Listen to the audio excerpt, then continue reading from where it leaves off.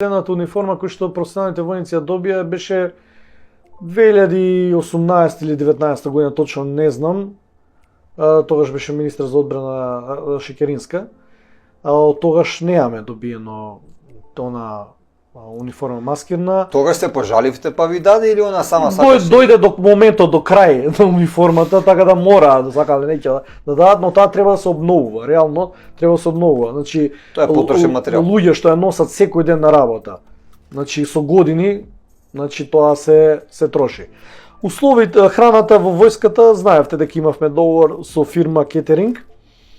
Храната беше лоша од самиот почеток.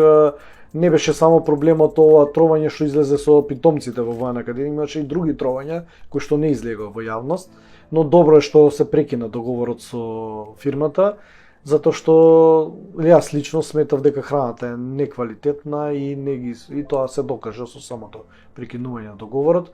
Храната моментално во армијата што се подготвува не е на задоволително ниво, бидејќи сите професионални војници кои учествуваат на мисии, на вежби надвор устранство под покровителство на НАТО, земјите имаат видено колку е добра храната и во каков квалитет е.